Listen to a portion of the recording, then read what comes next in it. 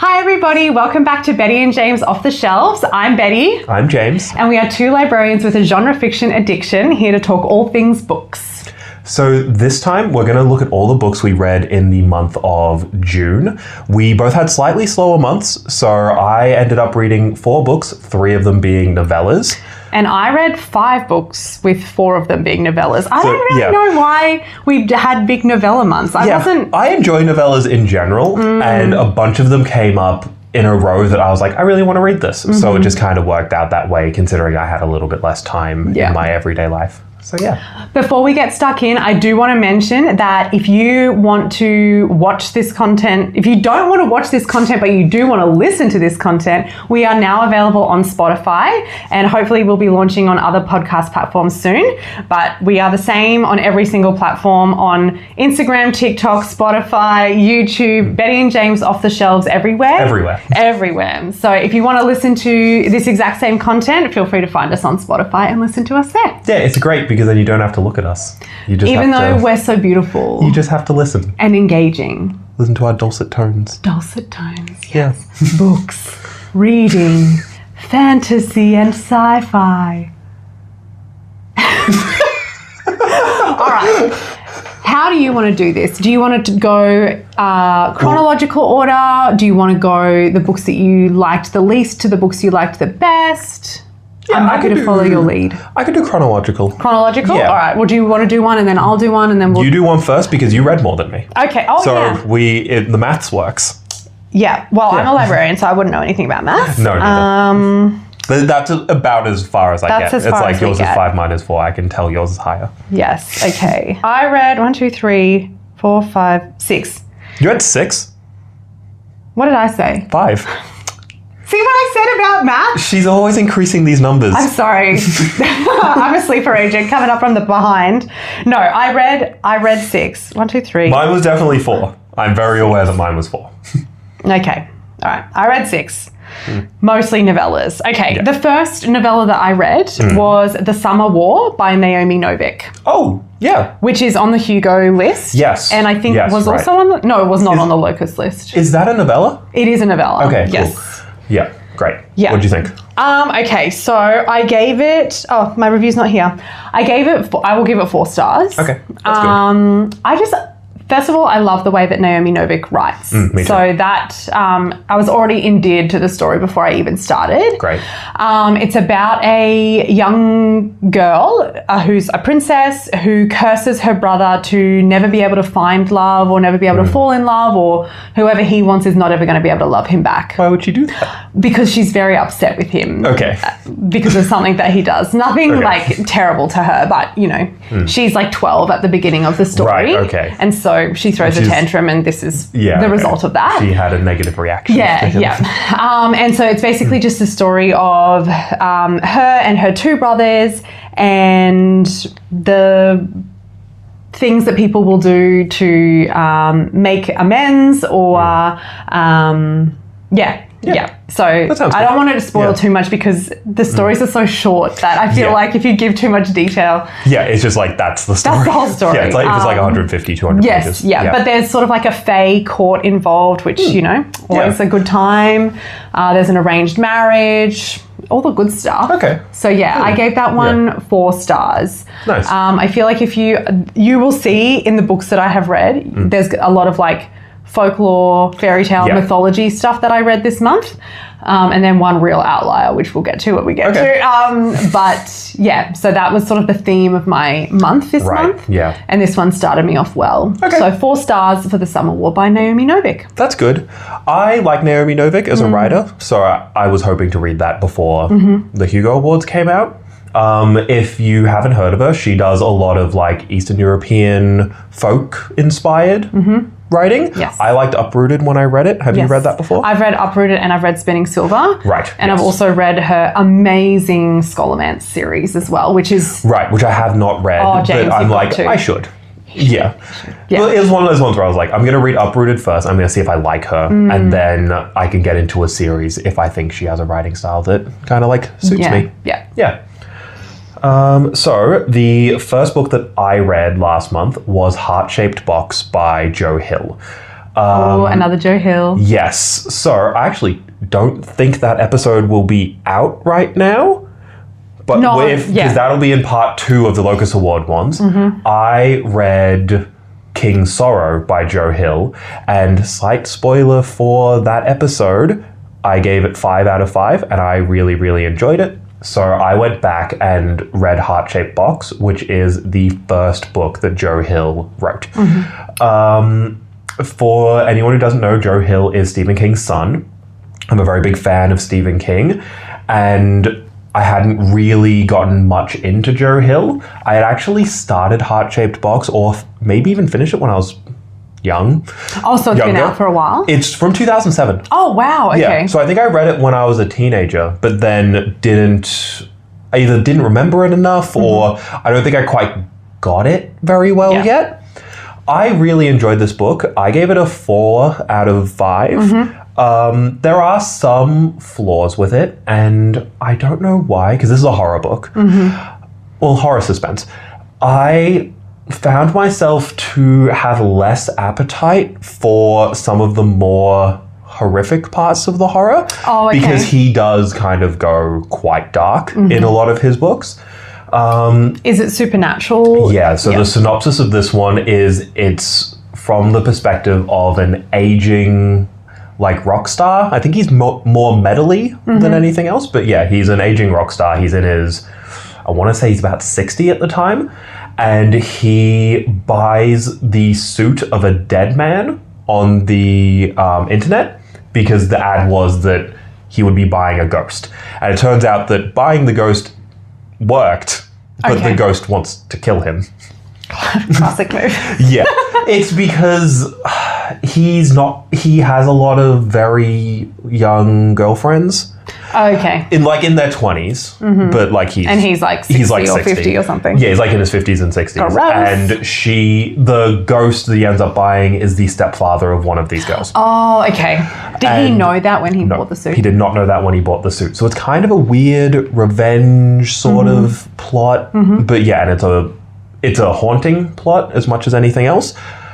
This was an interesting book because I felt that I did not care about this main character at all because he sucks throughout. You're rooting for the ghost the whole time. Yeah, the ghost sucks too. But, oh no. There's no one really that great in this book, but then by the end of it, I was kind of invested in this weird relationship between him and the new girl that he is with at the time when the ghost starts haunting them.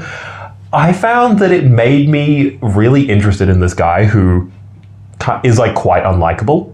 Even though it's set from his perspective, he is unlikable in his own perspective. Okay. He kind of knows. Self-loathing. Yeah, he doesn't like himself. Okay. And the horror was pretty good. It sometimes, I think, went a little bit into the self-indulgent space where it's it's horrifying and I'm just gonna make it as horrifying as I can. Yeah. Gratuitous. Yeah, it was a bit gratuitous sometimes. But it was good overall. I liked it. I thought it was very good for a debut book, though. So that was his first? That was his first ever published novel. Okay. Yeah. But obviously he's improved since then in your... King's Sorrow was better. Yeah, okay. Yeah, King's Sorrow is a lot better. So I'm probably going to get to some of his middle stuff as well.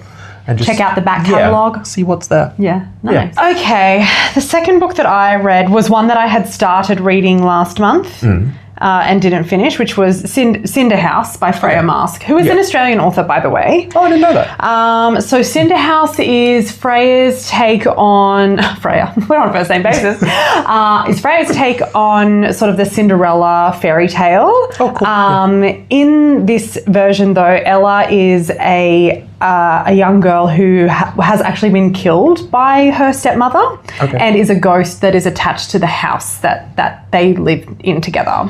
Right, yeah.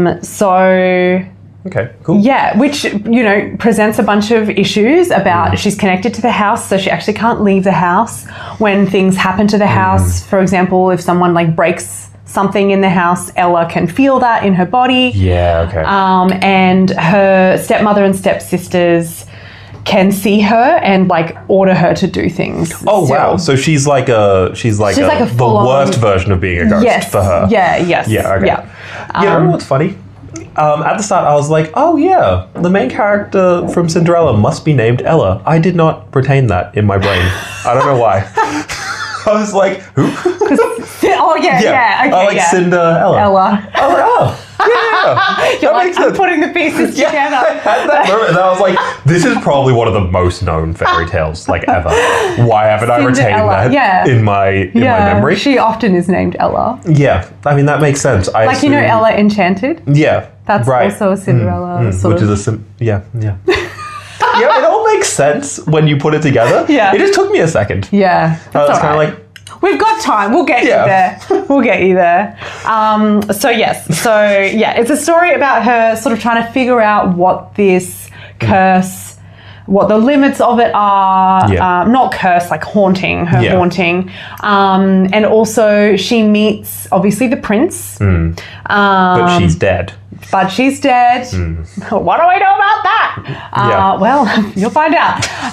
And also a princess from like a foreign land. So I enjoyed it. Okay. I gave it 4 stars. Okay, that's solid. It's a solid read. The thing that I like, there are some novellas, and we'll get into it when we get to some other. Actually, no, that's a book. But sometimes I think novellas can fall into the trap of trying to do too much in too little time and book space. And it's like, this either should have been a longer book or you should have pulled some elements because sometimes things just needs a little bit more space to breathe. And I do think that there were some elements of Cinder House that I was like, okay, we're veering into like slightly too complicated for the amount of space that we've got, but it was still a super solid read. Thoroughly enjoyed it. At no point was I like, what the hell's going on? I think with Cinder House, the start of it, I think, was a bit too long, which is weird to say about a novella, but there was a lot of a lot of setup when really you could have like launched right into it. Especially because Cinderella is such a well-known story to everyone apparently, except for me. Except for you. Like people know the context. They do, but I think that the reason that it did take so long with the setup is because we had to figure out what happened to Ella, how she died, how she got connected to the house, all of this sort of stuff. But you can do that faster. You can do it faster, and people are smarter than you think. Like they can pick up the context clues, I think. So it would have gotten a higher rating if they just if the beginning didn't drag as much as I thought that it dragged. So it got a solid 4. So still really enjoyed it. But that's not bad. Like that's good. I think so. Yeah. The lowest rating that I gave this month was a 3. Okay. So we're pretty solid. We're pretty solid. Yeah, that's a solid month.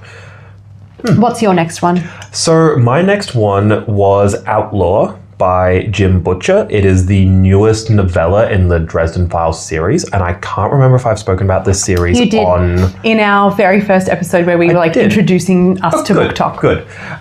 This one, it's a novella because it is not part of the main series in the sense that most of the novels do progress the overall story in some way. This is a side story with all of the main characters.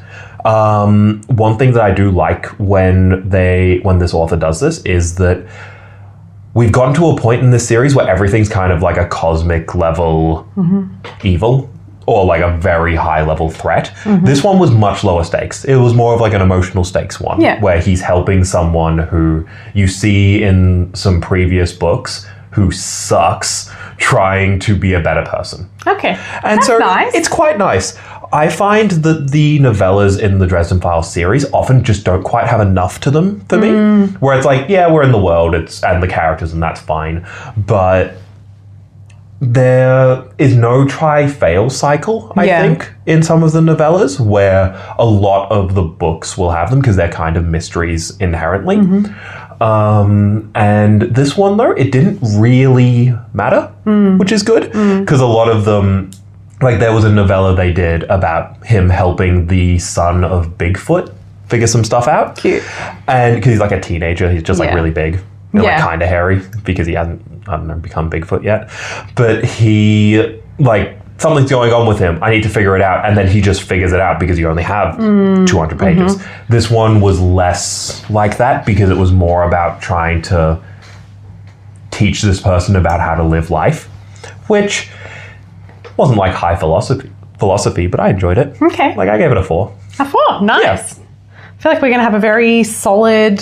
Yeah, there's only one that I didn't like. Solid to middling month solid in to June. middling. Yeah.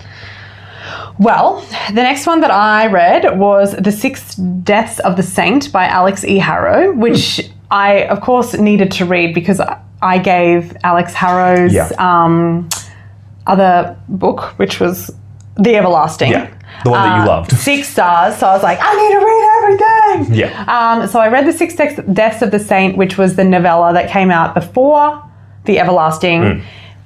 I can see the inspiration for The Everlasting in The 6 Deaths of the Saint. It's not a like word for word, like same for same thing, but the reincarnation, living the same, not living the same sort of lives, but, you know, meeting previous iterations of yourself is a theme within this book. Yeah. So yes, it's about a saint who, basically lives a bunch of lives and realizes that they are being used by the person who is asking them to do a lot of killing and a lot of dying for them. That does sound similar in concept. Yes, very similar in concept, but obviously The Everlasting was like, so far my book of the year. So, but this one was also a very solid novella. I gave it 4 stars. Okay, good. I think the reason that, and I don't want to compare and contrast because I don't think that that's fair because they're not sort of in the same universe, and it's hard not to though. It is hard not to when the themes are the same and the writing style is. Yeah. I feel like this was a really good, like, self-contained story of personal redemption. Okay. But I loved, obviously, the amount of space that we were given to explore in The Everlasting. That was, I think, very powerful in a way that sometimes it's hard to do within a novella. Yeah. So this was one of the Amazon, I think, like, the company Amazon. Amazon like commissioned a bunch of authors to do a bunch of short stories. And I know Alex Harrow did one, and I know that another of my favorite authors, Tamsin Muir, did one. So this is part of that sort of series. Okay. And then has obviously explored that more in The Everlasting. Cool. So, but a very good... A solid read. Another, here we go, like, play the tape again. Another very solid novella that I enjoyed reading. And what did you give it, sorry? I gave it 4. Yeah, 4 stars. Right. Okay. What's your next one? I read a novella called Coup de Grace. It's by Sophia Ajram, and I hope I'm saying that correct. Yeah. It's like a liminal space horror. So if you liked things like The Back Rooms, the new movie that came out, which you wouldn't have watched because it was horror, this is a similar kind of thing where I will say this book really explores suicide. So that's just like a thing to be aware of going into it. That's kind of the point. Someone gets off a subway in Montreal and ends up in an endless subway station. I was literally about to say, what's your favorite liminal space? Mine is train stations. Yeah. So it's a train station. It's a Montreal train station. Yeah, okay. But really, it's like this massive brutalist going forever, like concrete weirdness that's like kind of horrifying in its own right. This book was okay. I had a lot of issues with it. It's weird to say, but I kind of find there's 2 main issues with novellas. There are the novellas that should be a novel, which sounds a little bit like, was it Cinder House? Yeah. Probably could have been a novel. And there are novellas that should be a short story. Yeah. This should be a short story. Yes. This overstayed its welcome for me. Yeah. Because, like, being trapped in this endless, horrible, like, concrete subway station was very, very much a allegory for how they felt with their mental health issues. Yeah. They could have explored it quicker. Well, I feel like it would have been punchier maybe if they had done it in a shorter time frame. Because there was just so much self-directed disdain and dislike about themselves, and it just goes for so long that at a certain point it's like, yeah, I kind of get that part of what you're saying is that it's this endless thing. but it could have been quicker. Okay. It had a really interesting, kind of spoilery, really interesting ending because it becomes a choose your own adventure book at the end. Whoa, okay. Yeah, because the main character is speaking in the present tense and it's first person throughout the whole novella.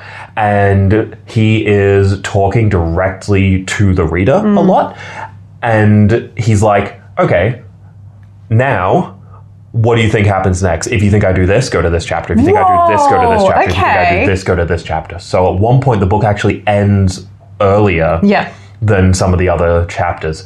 So did you read all of the endings? I read them all in sequence. Okay. Because it's also written that you can do that. Okay. It's like you can do this, or you can skip to this, that, or you can just read. Yeah, and that works. And so it does work to read it as a full sequence. So yeah, that's the thing. There were some things about this book that were good, and there were some things about this book where I was like, this is just a bit much. Okay. So I gave it a 3 because I was conflicted by that. I think that they could cut out about 50 pages in the middle. And then you do the start, you do them being stuck for a long time, and then you finish the book with them doing this choose your own adventure thing. I think that would have been a more solid experience. Yeah. That's really interesting because I have read quite a few. I mean, the difference between a short story and a novella is that a short story is often put into a magazine like Clark's World or, another one of those magazines. Yeah. And a novella can be published. Published as a book. Yeah.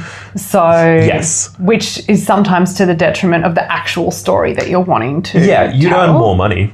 You definitely earn more money for the novella, I would say. It would be better marketing for you if you could make it a novella instead of leaving it as a short story. But it felt like they didn't have something. Yeah, okay. And it just kind of kept going to me. Yeah. And it's quite visceral horror, like related to like their body, and they were an EMT and things like that. So it's quite a hard read. Okay, so 3 stars. Yeah. 3 stars. Okay. All right, we are now at my one and only full novel that I read this month, which is The Isle in the Silver Sea by Tasha Suri, which I gave 3 stars. Okay. So, this is where there's a theme to this month. This is another one of like, you are a reincarnation of these people that play a particular story. Okay. Even more than the folklore thing. The theme is even stronger. This is the theme, So they are 2 characters and they are born in this world, in the Isle, and their whole thing is that they are an incarnate. And so an incarnate is someone who has been born to play a role in a story, like of this Isle. And so these 2 characters have been born to play the roles of the knight and the witch. In the story, the knight and the witch, which is, a story that has been made up for this book. As you do. As you do. And so, and this story has been played out over and over again, and it's part of what helps keep the Isle like running, and everybody plays their role. They play it as written. They do not deviate from it, because if they deviate from it, things start to go wrong, and they're just actually not allowed to. Like the queen is like, nope, and they'll just get rid of them, and they'll start with the next incarnates who come around to play that role in the story. So I gave this one a 3 because I think that it did itself a disservice, because we got about 2/3 of the way into the story. It's 2 women, by the way, so I was invested. They're in love, or they don't want to be, but they are. Sure. But about 2/3 of the way through, we get introduced to someone who you're like, oh, this is the villain. Oh, I hate that. And I was like, hang on, this whole time they did this thing where they introduced someone sort of close to the beginning where you're like, okay, this is the villain. Yeah. And I was like, I was on that train. I was ready. I wanted to know what the secrets were, what the story was with the 2 of them, or with the assassin. And then, 2/3 of the way through, you find out that they're not the villain, and then there's someone else, but there's no like groundwork for that person to be the villain, and you're finding out about this person as the characters are finding out about this person, and we're like, we're already over halfway through this book. That's late. And then it's like they weren't actually like a villain. They didn't really have a huge amount to do with the actual like crux of the story. They just are an element in the story of the night. Not of the story of the Knight and the Witch, but just like of the story of this isle. Okay. It just got a little bit too convoluted. Yeah. Sort of too late in the game. Because when I started reading this, I was like, this is going to be another 5-star book. Like all the way up until this started to happen, I was like, 5 stars? Amazing. I'm loving these reincarnation stories about people playing their roles in the whatever. And then I was like, oh, what? Yeah, no, that's rough. And then there were just some choices made with, like, not characterization, but the choices that the characters themselves had made. And then some things that sort of didn't make sense with the world that had already been established. And I just... That's it lost me. It really lost me in the last, I would say, third of it. Okay. And I nearly DNF'd it 2/3 of the way through. That's quite a late DNF as well. Yeah. But that bothers me. I don't like that. Like, set your groundwork early. Yes. It feels wrong if you don't. Especially if you're already introducing so much of like, you need to do the world building, you need to explain the magic system, you need to explain blah, blah, blah, blah, blah. Yeah. And then, so people have already like invested all this. I don't know. I got into it and I was like, I don't know. Not the choices that I would have made that late in the game. And I also think that it didn't need to be that way. You could have introduced that element way earlier. Yeah, it wouldn't have harmed. And it would not have harmed the story at all. In fact, it probably would have made it richer. But it was just sort of like that the author, I'm so sorry, Tasha, sorry, got like halfway through and was like, I need to up the stakes. Yeah. But then the stakes weren't super upped. Don't know. Yeah. It was. It sounds like it lost its thread. It lost its thread, I think. Yeah. I think. Okay. That's unfortunate. Yeah. So it was going to be a 5-star, but it is a 4-star, unfortunately. So yeah, that was The Isle in the Silver Sea by Tasha Suri. Okay. There you go. And then we have the last one that I read last month. I read A Short Stay in Hell by Stephen L. Peck. This is, I think it had a moment a couple years ago. This is a novella. It is sort of a liminal space one as well, because I had a theme too. But the concept of this is the protagonist is a Mormon man who dies at 45 and is sent to hell, and it turns out that Zoroastrianism is the one true religion, and everyone that wasn't a Zoroastrian has to go to some form of hell for at least a period of time to learn something. Yeah. And he is sent to a hell where it is a infinitely long library. Yeah. And his job... I've heard of this. It was very famous for a while, I think. Yeah. And his thing is that to get out of hell, you have to find the book that says your exact life story. Yes, I have heard of this. And in exact detail, with no errors or anything like that. But it's every book of like a certain length. It's based off of a short story where it's a library with every book ever possible with all of our punctuation for a certain number of pages. So the vast majority of these books are nonsensical. They're all like if you can have every single book, one book is 400 and whatever pages of just the letter A. Okay. And it's every single variation. So technically everything is there. Therefore, everyone's story is there. Yeah. But you have to find it and put it in the slot in order to get out of hell. Release. Yes. This book was really good and really horrifying. Oh, okay. It was it's because it wasn't visceral in the way that like Heart-Shaped Box or Coup de Grace were, where it was like very body visceral. It was visceral because Stephen Peck gets this so right. He makes like existential dread? It's this horrifying existential timelessness. Yeah. Because the other thing I like about this is most liminal space horror, it's very individual. There's like one person there. There are a lot of other people there. There's like 50 people. It's not his own personal hell? It's not personal. There's other people. They're all Americans who died between like 1940 and 2040. Okay. And so like there's other people there. Like he forms relationships with people, but then after, 150 years, they kind of drift apart because there's nothing left to say to each other. And it's like this exploration of no consequences, no time. If you die, you just wake up the next day. Yeah. And like there's unlimited food because you can go to this kiosk and just get whatever you want. And it's just about finding, like looking through these books and seeing how the people organize themselves, how the people interact with each other. And he's there for, like he says this at the start, he's there for eons. Like, oh my God. And it's so viscerally like horrifying to read, but it's done so well. I gave this a 4.5 just because I thought it was amazing.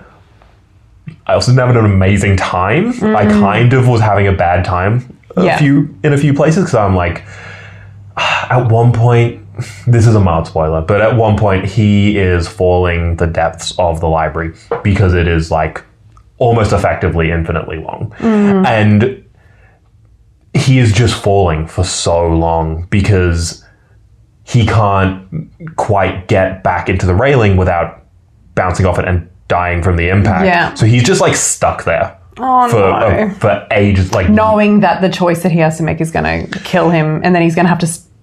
And he was just going to wake up the next day and still be falling. No, he's waking up still in midair. Like he dies midair, and then his body wakes up. Like he dies of hunger at one point. In midair, and like he's trying to get to the bottom at some point, and so he is killing himself on the way down. My God.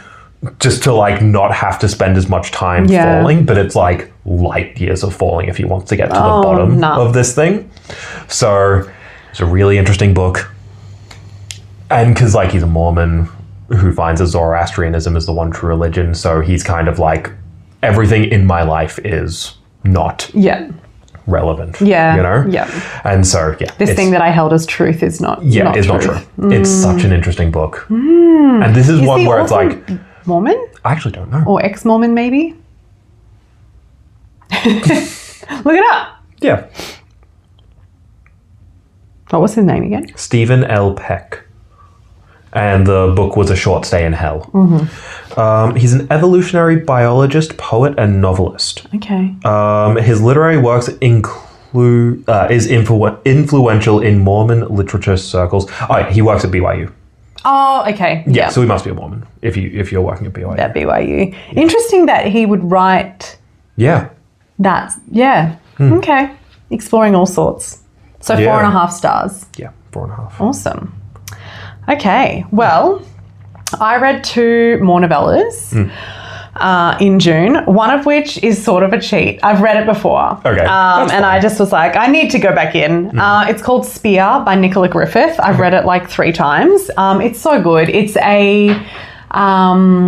we're in Arthuriana.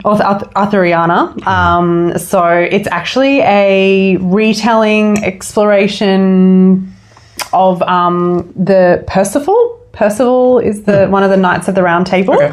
And it's an exploration or imagination of Percival's story. In this version, the person is a woman named... Actually, what is her name? Was it third person? Her name is a whole... It's like a thing? There's a whole thing about her name. She's got like 6 names. Anyway... So in this version, Percival is a young woman who has been raised in like a cave by her mother, who was hiding from like a god, essentially. Sure. But yes, it's such an amazing and culturally and historically rich retelling. Like you just sink into it and you're like, wow, it just is so well written. I love, I always read the author's notes. I'm always reading the author's notes. I like author's notes too.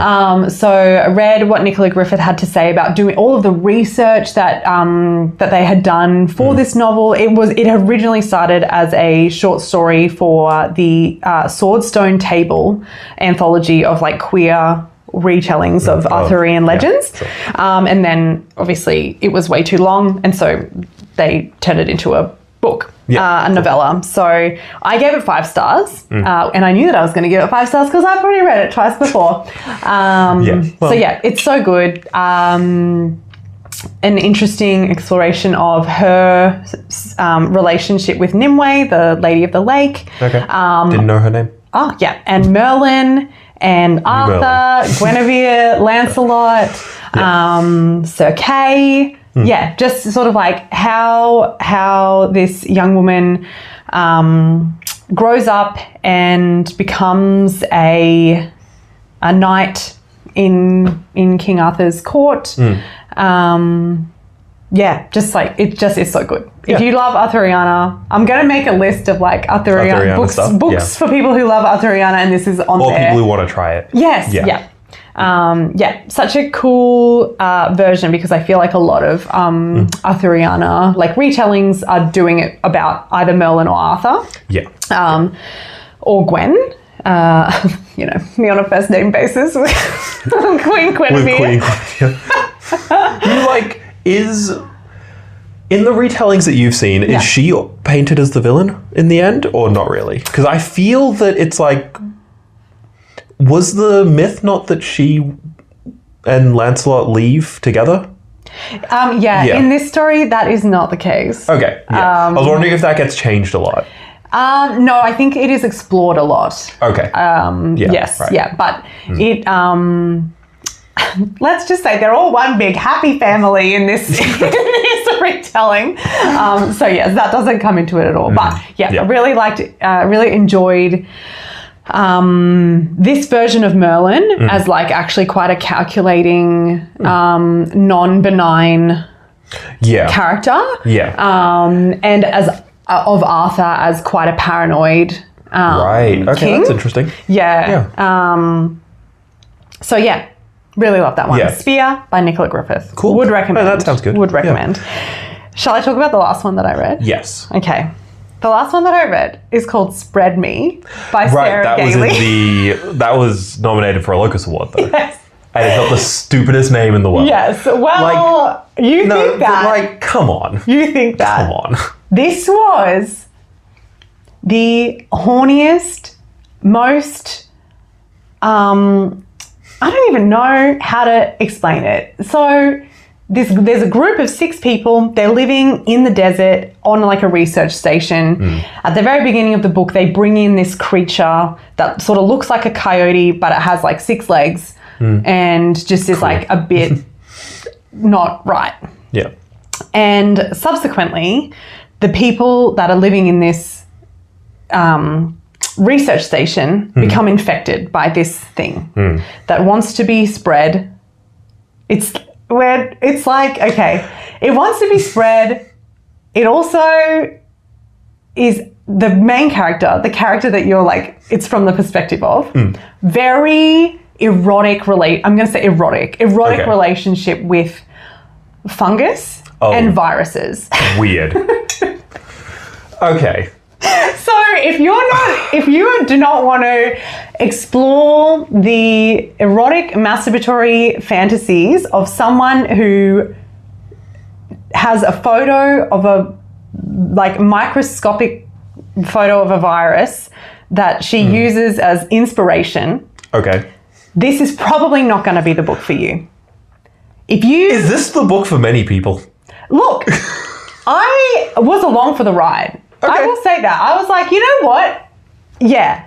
I did not go in blind. I was like, it's going to be weird. I could already tell we're like 10 pages in and she's got her pants down and she's holding a picture of a virus. I was like, okay, we just need to... That's good. It told you what it was at the beginning. We're just going with it. That's we're good. Yeah. I was not surprised by literally anything that happened. I was like, yeah, all right. Yeah. Hell yeah, I guess. Have you seen The Thing?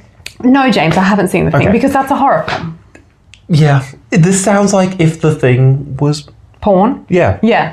Was weird and horny. Yeah. Yeah. And you know what? Maybe The Thing could have been weirder and hornier. Because that one's in an ice station and this dog comes in. Oh, okay. And the dog eats people and then turns into them.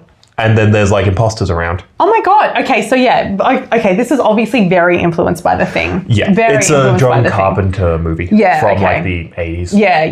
It's like the people who get infected, and you find this out quite quickly, so this is not really a spoiler, I don't think. The people that get infected, they are like fully consumed essentially and replaced exact replicas of themselves, but they are like a virus. This is the thing if it was horny. Yes, okay. And you know This is the thing if one of the main characters was attracted to the thing. Yes, yeah. That's so weird. And you know what? Maybe Sarah Gailey watched it and was like, what if we were fucking the Thing? The Thing is so ugly in the movie. Well, because it's like the era of 80s practical effects where they've actually done it quite well, and it's like horrifying. Okay, yeah. Well, I mean, this like was not. I mean, yeah. Good for her. Look, I gave it 3 stars. It was. I just was along for the ride. I was like, is this what you want to write about? You know what? Hell yeah! Like, go for it. And you know, you got that published. Good for you. Yeah. Good for you. I'm cheering for you. This makes me want to read it. I mean, I actually just to be like, what is this? The thing is that the writing was actually really good, and I'm not going to yuck anyone's yum, because some people are going to read this and be like, look, I might. You know what? You might yuck their yum. Well, you can do that, but I'm not going to do it. I just thought what I needed was a palate cleanser, because I had read so much this is different. Fantasy. This is something I would read. Myth. Like, this is one of my section And books. I was like, okay, this is like a horror adjacent novella. Yeah. It's erotic. Yeah. Yeah. It was, I had a good time. I gave it a 3 because the thing is that I got to the end and I was like, well, that wasn't as sexy as I was hoping for it to be, but only the end part. The rest of it, I was like, yeah, hell yeah. So, like, good for you. Yeah. Okay, it's so interesting to me that someone watched that movie and was like, you know what? I can get around it. Yeah. Yeah. I think it was married to your work in more ways than one, you know? Too married to your work. Too married. You're having conjugal visits with your work. Yeah, you need some separation there. Imagine working at that station and that's your co-worker. Like, come on. It's very private up until the part where it's not. But like, if you found that out about your coworker when you're like all living in this tiny research station together, you just be like, okay, you need to leave. Yeah, and you're like there for 6 years or however long. Yeah, you're like isolated. There's no one else nearby. Yeah. They really like the fungus. Yeah. Like, I really thought it was going to go a different way. I thought it was going to go very similar to there's another novella called The Exiles. By Mason Coyle. And I thought it was going to be like we've locked them out, but they're out there and they're trying to come back inside. Right. But actually it was just like, we've locked them in and they want to have sex with me. Okay. You know what's funny? Okay, guys, spoilers for the ending of the 1980s movie The Thing. Because The Thing ends with 2 people in the room together. Yeah. And they're like, one of us is the Thing, probably. Yeah. Like, do they have to have sex to figure out who it is? No. Well, maybe this book is an exploration of what happens if what happens if instead of them just kind of like sitting in the snow together, like, well, shit. It's like they have sex about it. They have sex about it. Yeah. Yeah. It was the 80s. Everyone in that station was a man. They weren't that progressive then. You know? Yeah. Yeah. It was like Kurt Russell. He's like an action star. Oh, Kurt Russell, bless. Yeah, he was not. He was not. He was not. Thing. He was trying to kill the Thing. He was not having sex with it. Okay, well. Yeah. Maybe he should have. Hi folks, this is future editing Betty here. Unfortunately, we were too engrossed in that unhinged conversation that neither of us realized that my phone had run out of storage and had stopped recording. So thankfully, it got all of that rich discussion about that final book, which we're very grateful for. But it does unfortunately mean that the tail end of our video did not get recorded. So I'm just popping in here to say thank you so much for watching or listening our What We Read in June video or podcast. We are now on all podcasting platforms, so you can like, follow, subscribe, download every episode that comes out. You can follow us on all platforms, Betty and James Off the Shelves, YouTube, every podcast platform, TikTok and Instagram. So thank you so much for watching. Let us know what you've been reading. Let us know if you agreed or disagreed with what we rated and reviewed the books for June. And we will see you next episode. Bye.